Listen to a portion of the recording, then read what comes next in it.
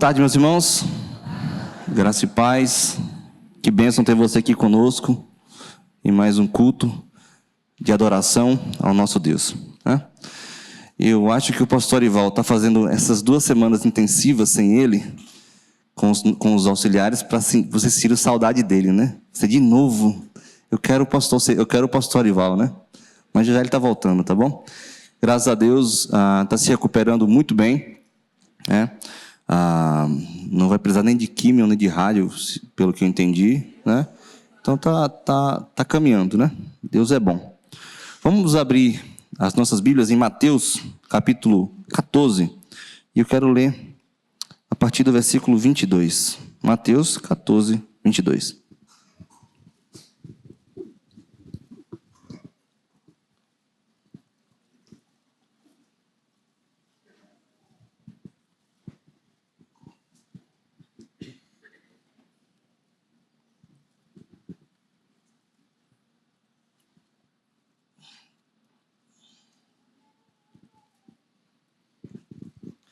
Mateus, capítulo 14, versículo 22, fala o seguinte: Logo a seguir, compeliu Jesus os discípulos a embarcar e passar adiante dele para o outro lado, enquanto ele despedia as multidões.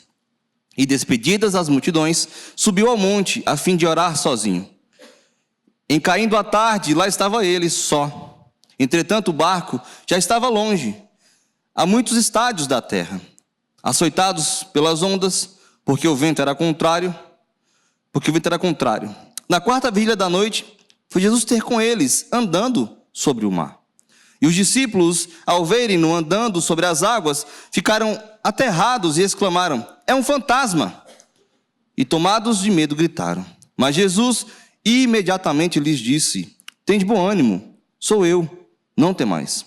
Respondendo-lhe Pedro, disse: se és tu, Senhor, manda-me ir ter contigo por sobre as águas. E ele disse: vem. E Pedro, descendo do barco, andou por sobre as águas e foi ter com Jesus. Reparando, porém, na força do vento, teve medo. E começando a submergir, gritou: salva-me, Senhor. E prontamente Jesus, estendendo a mão, tomou-o e lhe disse: homem de pequena fé, por que duvidaste? Subindo ambos para o barco, cessou o vento. E os que estavam no barco adoraram, dizendo: verdadeiramente és filho de Deus. Versículo 34. Então, estando já no outro lado, chegaram à terra de Genezaré. Reconhecendo os homens daquela terra, mandaram avisar a toda a circunvizinhança e trouxeram-lhe todos os enfermos. E lhe rogaram que ao menos pudessem tocar na orla de sua veste.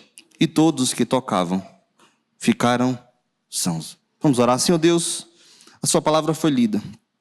Prepara os nossos corações para que ela faça morada. Nos ajuda a aplicá-la na nossa vida, no nosso dia a dia. É assim que nós choramos gratos, em nome do Senhor Jesus. Amém. Meus irmãos, se há algo impossível de fugirmos em nossas vidas, são as lutas, provações e problemas que surgem em meio à nossa caminhada. Ninguém está imune a eles. São várias circunstâncias que têm potencial de tirar nosso chão e nos fazer parar. Um problema familiar, dificuldade de relacionamento dentro e fora do trabalho, desastres na família ou entre amigos queridos, os planos tão sonhados que não deram certo, frustrações das mais diversas possíveis, doenças que nos impõem limitações, como, por exemplo, no caso de Nick Vujicic, é o filho de um pastor evangélico. Ele ficou muito conhecido como um palestrante motivacional e sua vida foi e ainda é exemplo para muitas pessoas. Ele nasceu sem os braços e as pernas, devido a uma rara doença que ele teve. Ele enfrentou diversos obstáculos, dos mais simples aos mais complexos, como, por exemplo, escovar o dente, pentear o cabelo, se vestir. No âmbito familiar, no estado em que ele morava, deficientes não tinham autorização para poder ir para a escola regular. E essa foi uma das primeiras lutas. Quando ele consegue lutar e vencer na justiça para que ele pudesse ir para a escola, chegou um novo desafio. O desafio de aprender a escrever. Porque ele não tinha braço, ele aprendeu a escrever com a boca. Usar o computador. Ir ao banheiro no colégio. E o pior de tudo, a ignorância das pessoas com respeito ao bullying. Aos 8 anos, ele tentou se matar. Tentou se matar afogado em uma banheira. Ele pede que a mãe coloque ele na banheira para que ele relaxasse um pouco, mas a intenção no coração dele era se matar. Mas em meio àquela situação, o pensamento, ele diz, né? O pensamento que me fez parar de continuar tentando aquilo, foi o amor dos meus pais. Essa foi a única vez que Nick tentou se matar. Mas não seria a última que ficaria face a face com aquelas questões profundas que o fizeram querer acabar com a dor. Um dia, a sua mãe deu-lhe um artigo sobre a história de um homem que tinha uma deficiência gravíssima. E foi aí que ele percebeu que não era o único que lidava com grandes sofrimentos. Aos 15 anos de idade, ele entrega a sua vida a Jesus, quando lê João capítulo 9. Este texto relata a história de um cego de nascença. Os discípulos, quando veem aquele cego, perguntam a Jesus: Mestre, quem pecou? Este ou os seus pais, para que nascesse cego? Jesus lhes responde: nem ele, nem seus pais, mas foi para que se manifestassem nele as obras de Deus. Nick, enfim, consegue a resposta para a sua pergunta: por que tu me fizeste dessa forma? A resposta em seu coração foi, a pergunta que veio ao seu coração foi: você confia em mim? O sim a essa pergunta fez com que ele entendesse que nada mais importava. Ele não era um homem sem pernas e braços, mas era um filho de Deus. Ele foi perdoado pelos seus pecados. Meus irmãos, Nick nos ensina que não devemos parar de lutar, independentemente das circunstâncias que passaremos ou que estamos passando. E é sobre isso que eu quero falar com os irmãos nessa tarde. Não pare de lutar. O capítulo 14 que nós lemos aqui inicia-se relatando a trágica morte do primo de Jesus, João Batista. O ministério dele tinha acabado, o de preparar o caminho do Senhor. Sua morte foi motivada por pregar a verdade até o fim, inclusive a vida imoral de Herodes e Herodias. Se você ler o texto, João os acusa de agir de forma ilícita sexualmente uma relação sexual entre Herodes e Herodias, sendo que eles não eram marido e mulher, mas na verdade ela era sua cunhada. E por isso ele morreu. O capítulo continua e relata a primeira multiplicação dos pães e peixes também. Naquele local onde Jesus estava com seus discípulos, tinha cerca de 5.000 homens, sem contar mulheres e crianças. Esse número possivelmente dobraria se contassem as mulheres e as crianças. E elas foram alimentadas pelo Salvador. Esse milagre, meus irmãos, demonstra a preocupação e o cuidado que Jesus tinha com as pessoas. Porque imaginem só, no deserto, quando voltassem para seus lares, eles poderiam, desfalecidos, desmaiar no meio do caminho, e Jesus, preocupado com eles, as alimenta, dá energia para que elas pudessem voltar aos seus lares. O grande problema foi que, se nós olharmos o texto correlato lá em João 6, aquele povo queria fazer de Jesus um rei. E o que Jesus faz?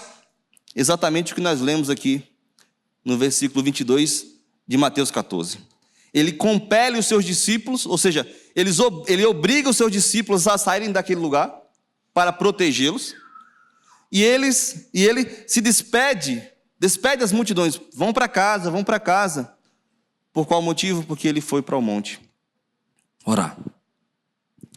E a partir do texto que nós lemos, tanto a atitude de Jesus como a atitude dos seus discípulos tem muito a nos ensinar com respeito a razões pelas quais não devemos desistir. Meus irmãos, a primeira razão que esse texto aqui nos ensina para que não venhamos a desistir de lutar é porque as lutas e provações, elas servem para o nosso aperfeiçoamento.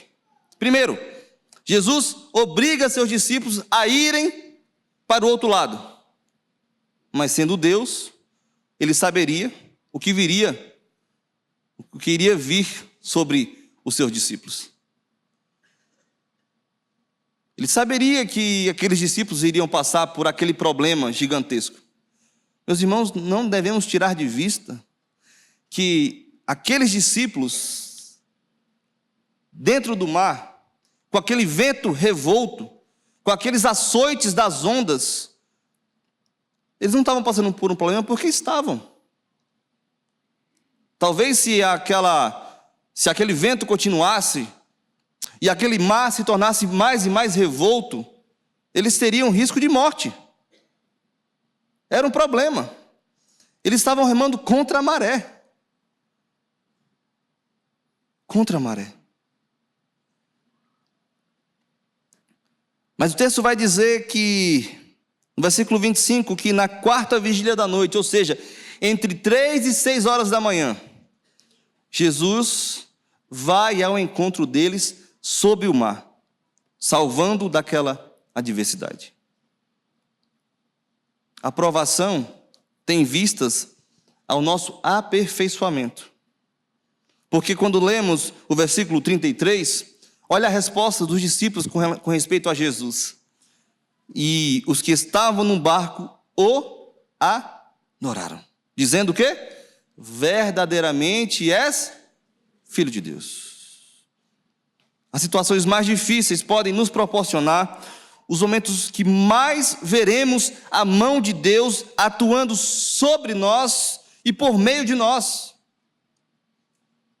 Por exemplo, quando o próprio Jesus chega aos seus discípulos, caminhando sobre o mar, e os discípulos ficam com medo, ficam amedrontados, porque pensaram eles que era um fantasma. Jesus vem e responde para eles imediatamente: tende bom ânimo, sou eu, não temais. Esse termo no português passa batido. Mas esse termo aqui é o mesmo termo que Jesus utilizou com a mulher samaritana, quando ele se revela como Deus para aquela mulher. Eu sou o que falo contigo. Ou então, é o mesmo termo que o próprio Deus se revela a Moisés na sarça ardente, dizendo: eu sou o que sou. Deus não se revelou na bonança. Deus se revelou aos seus discípulos em plena tempestade. Em plena tempestade. É nas lutas e provações que somos forjados por Deus para sermos crentes melhores, pais melhores, filhos melhores, crentes produtivos. É na luta. Então, por que não devemos parar e não desistir de lutar? Porque a luta serve para nos aperfeiçoar, nos moldar. E é interessante, meus irmãos, se vocês voltarem aí para o capítulo 8, vocês vão perceber que vocês vão ver a mesma cena. A diferença é que Jesus agora está no barco. Tem essa primeira tempestade aqui no capítulo 8 e tem essa segunda tempestade no capítulo 14. Jesus faz a mesma cena, ele pede para que o vento e o mar cessem. E qual é a resposta daqueles que estavam no barco com Jesus? Versículo 27. 8, 27. E maravilharam-se os homens, dizendo: quem é este que até o vento e o mar lhe obedecem? Como é que é a resposta dos discípulos no capítulo 14? Verdadeiramente és. Meus irmãos, nessa nova experiência, eles reconhecem o Senhor como o verdadeiro Filho de Deus. J.C. Ryle, contando sobre essa história, destaca que há um encorajamento para todos os verdadeiros cristãos. Que os crentes saibam que não existe nenhuma coisa criada que não esteja sujeita ao controle de Cristo. Todas as coisas servem juntamente ao Senhor. Ele pode permitir que seu povo seja submetido a teste por algum tempo, atirado de um lado para o outro pelo temporal das tribulações. É possível que ele venha em socorro deles mais tarde do que gostariam, já na quarta vigília da noite. Entretanto, os crentes jamais se esqueçam de que os ventos, as ondas e os temporais são todos servos de Cristo. No livro de Tiago, encontramos orientações acerca das provações e que ela nos leva para esse amadurecimento. Tiago, capítulo 1, versículo 2 a 4, vai dizer: meus irmãos, tende por motivo de toda alegria o passardes por várias provações, sabendo que a provação da vossa fé, uma vez confirmada, produz perseverança. Ora, a perseverança deve ter ação completa, para que sejais perfeitos e íntegros, em nada deficientes. Aqueles que passam pelas provações e continuam confiando no Senhor, são revestidos de poder para realizar todas coisas que anteriormente não podia. Além de andar sobre as águas, Jesus confere esse mesmo poder a Pedro. Mas também não foi diferente com homens iguais a Moisés, por exemplo. Um homem comum que recebeu o poder do Senhor para libertar o povo peregrino com o fim de chegarem à terra que o próprio Deus os tinha prometido. Ou então, homens como Daniel, que foi levado cativo para uma terra estranha. E a ele foi conferido o poder de interpretar sonhos e sabedoria para dar bons conselhos. Quem já leu a história deve lembrar que, por não terem interpretado o sonho de Nabucodonosor, os sábios babilônicos e todas as suas famílias seriam exterminadas. Daí Daniel, Deus deu a ele o poder de, primeiro, entender qual era o sonho, e segundo, interpretar esse sonho, e pela ação de Daniel, aquele povo foi poupado. O próprio Daniel vai dizer, dando graças a Deus, o seguinte, ele exclama: a ti, ó Deus de meus pais, eu te rendo graças e te louvo, porque me destes sabedoria e poder. E agora me fizestes saber o que te pedimos, porque nos fizeste saber este caso do rei. Meus irmãos, quando confiamos no Senhor, até as lutas mais difíceis são instrumentos para nos aperfeiçoar. Talvez por causa de uma luta que passamos, Deus pode nos usar e nos capacitar para ajudar outras pessoas nessa mesma luta. Eu fico lembrando da história da Ana, que tem um filho autista. Foi exatamente isso que aconteceu com ela. Deus a aperfeiçoou para que ela pudesse abençoar e ajudar várias e várias famílias. E Paulo vai falar sobre isso lá na sua segunda carta aos Coríntios, capítulo 1, versículo 3 até o versículo 4, ele fala o seguinte: bendito seja o Deus e Pai de nosso Senhor Jesus Cristo, o Pai de misericórdias e Deus de toda consolação. É Ele que nos conforta em toda a nossa tribulação, para podermos consolar os que estiverem em qualquer angústia, com a consolação com que nós mesmos somos contemplados por Deus. O sofrimento é pedagógico, nos ensina, nos dá experiência, nos aperfeiçoa, nos faz mais conhecedores de Deus, da sua boa mão agindo em nosso meio. Mas também, por quais razões não devemos desistir? Porque em meio às lutas, Jesus vem ao nosso socorro. Se não, vejamos o versículo 24. Entretanto, o barco estava longe, a muitos estágios dali, açoitados pelas ondas, porque o vento era contrário. Na quarta vigília da noite, foi Jesus ter com eles, andando sobre o mar. No texto correlato, lá em Marcos, capítulo 6, versículo 48, vai dizer que Jesus via os seus discípulos ao longe. Ele estava vendo os discípulos. Jesus não estava alheio ao que eles estavam passando. Ele estava vendo. Ele estava intercedendo por eles e vendo eles. E o texto vai dizer que Jesus foi ao encontro dos discípulos. Meus irmãos, enquanto Jesus chega e ele se revela para os seus discípulos, João, sempre João, né? Ele roga a Deus para que ele pede a Deus para que também vá e ande sobre as águas. E é uma coisa interessante que acontece ali, né? Enquanto Pedro fixava seus olhos para Cristo, seus pés estavam firmes. E esses pés firmes o levavam em direção a Jesus. A força do vento não mudou, o texto não fala sobre isso. As ondas do barco não pararam e nem diminuíram. E ele continuou caminhando em direção ao Senhor.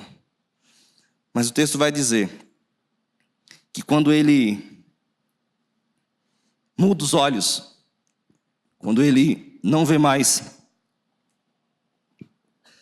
o Senhor Jesus, mas começa a ver o vento,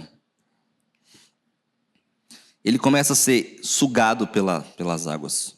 Ele começa a submergir por causa da sua incredulidade. Essa incredulidade tomou o seu coração. E a censura de Jesus com respeito à sua pequena fé não significa dizer que Pedro não tinha fé. A dúvida não prova que uma pessoa não tem fé, mas somente que essa fé é pequena. Mas mesmo quando nossa fé é pequena, o Senhor está sempre pronto para nos ajudar. Mas mesmo com a incredulidade de Pedro, ele nos ensina algumas coisas. Primeira coisa, não vemos Pedro tentando andar de volta para o barco, nadar de volta para o barco. Ele era um pescador experiente. Ele não vai sozinho. Ele não volta para lá, na impulsividade da vida. Mas também, nós não vemos Pedro pedindo os seus amigos, os discípulos, para que ele jogassem uma rede ou uma corda, para que ele pudesse voltar para o barco em segurança. O que ele faz? O texto vai dizer que ele grita, que ele roga ao Senhor: salva-me, Senhor. Meus irmãos, essa postura de Pedro nos ensina muito. Em meio às lutas, devemos rogar ao Senhor o seu auxílio, a sua proteção, a sua salvação. Não há outro maior que Ele. Ele tem todo o poder em suas mãos. Então clame a Jesus, pois Ele virá ao nosso encontro. Ele virá ao nosso socorro. O salmista vai dizer que Deus é o nosso refúgio e fortaleza e socorro bem presente nas tribulações. Paulo vai nos lembrar que ele foi liberto da morte por Deus e não por ele mesmo. Ele vai falar no 2 Coríntios capítulo 1, versículo 8 e 10, porque não queremos, irmãos, que ignoreis a natureza da tribulação que nos sobreveio na Ásia, porquanto foi acima das nossas forças, a ponto de desesperarmos até a própria vida. Contudo, já em nós mesmos tivemos a sentença de morte, para que não confiemos em nós, e sim no Deus que ressuscita os mortos. O Senhor não está alheio a nós, ao nosso sofrimento, à nossa angústia. Ele está no controle das situações e promete o seu auxílio. Uma última lição que esse texto nos ensina é que não devemos desistir, porque a luta cessará e Jesus estará conosco nessa caminhada até o fim da nossa trajetória. O versículo de número 32 vai dizer: subindo ambos ao barco, cessou o quê? O vento. O vento cessa quando Jesus e Pedro entram no barco. Enfim, aquele momento desafiador na vida dos discípulos tinha cessado. Agora, eles estavam em paz e seguros, cansados fisicamente por causa da dificuldade de remar, porém salvos. Você parou para pensar que até então ainda a tempestade estava em vento em popa? E só na hora que Jesus entra no barco que tudo cessa? É para mostrar aos seus discípulos que nada o abala. E que Ele controla todas as coisas. Que Ele tem poder sobre tudo e todos. Esse é o nosso Senhor. Esse é o nosso Senhor. Você confia que a sua luta, provação ou tribulação vai passar? O salmista vai dizer: à noite, ao anoitecer, pode vir o choro, mas a alegria veio ao amanhecer. Jeremias, naquela situação desoladora do povo de Judá, em Lamentações capítulo 3, ele vai nos lembrar para que nós precisamos nos apegar à verdadeira esperança. Quero trazer à memória o que me dá esperança. As misericórdias do Senhor são as causas de não sermos consumidos, porque as suas misericórdias não têm fim, renovam-se cada manhã. Grande é a tua fidelidade, a minha porção é o Senhor, diz a minha alma. Portanto, esperarei nele. Bom é o Senhor para os que esperam por ele, para a alma que o busca. Meus irmãos, a luta cessará. Muitos afirmam que os crentes não devem passar por tribulações ou problemas, pois ele é mais do que vitorioso em Cristo. Porém, esquecem de que o próprio Jesus afirmou para os seus discípulos: no mundo passais por aflições, mas tem de bom ânimo, eu venci o mundo. Muitas vezes Deus não nos livra das tribulações, mas nos livra nas tribulações. O texto vai dizer no versículo 34: e estando já no outro lado, chegaram à terra. Depois de passarem por toda essa situação, eles chegaram juntos até outra margem. E ali, Jesus é reconhecido e faz muitos milagres. Quando eu vejo essa jornada nesse barco, meus irmãos, eu vejo que essa jornada é só uma partezinha do que os discípulos vivenciaram com Jesus. O Senhor Jesus escolheu os seus discípulos. Ele mesmo os treinou para pregar o Evangelho. Ele fez desses discípulos participantes de uma vida cheia de milagres, para que eles pudessem reconhecer em Jesus o seu senhorio.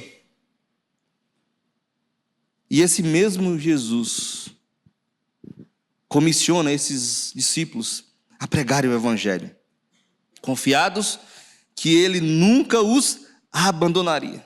Ele mesmo vai dizer em Mateus 28, versículo 20, parte B: e eis que estou convosco todos os dias até a consumação dos séculos. Se formos parar para pensar, o próprio Jesus disse que Ele era o caminho. Em outras palavras, se estamos no caminho, estamos guardados e protegidos nessa trajetória até o céu. O apóstolo Paulo vai dizer, nessa segunda carta ao Coríntios também: porque a nossa leve e momentânea tribulação produz para nós eterno peso de glória, acima de toda comparação, não atentando nas coisas que se veem, mas nas que se não veem, porque as que se veem são temporais, e as que não se veem são eternas. São eternas. a tribulação passará. E Cristo estará conosco nessa caminhada. Meus irmãos, talvez os nossos problemas não sejam do tamanho dos problemas de Nick, o irmão que eu conversei no começo dessa meditação. Contudo, os nossos problemas são grandes o suficiente para nos amedrontar e atemorizar. A Bíblia nos dá razão mais do que suficientes para que continuemos firmes, caminhando em nossa carreira da fé. Se as Escrituras são a verdade de Deus, como nós acreditamos que sim, não desista. Tire os seus olhos das circunstâncias e olhe para Cristo. Não dê lugar ao medo e à desesperança em seu coração. Antes, que o seu coração seja um poço profundo da confiança do Senhor. Como escreveu o apóstolo Pedro, lançando sobre ele toda a vossa ansiedade, porque ele tem cuidado de vós. Que Deus nos abençoe.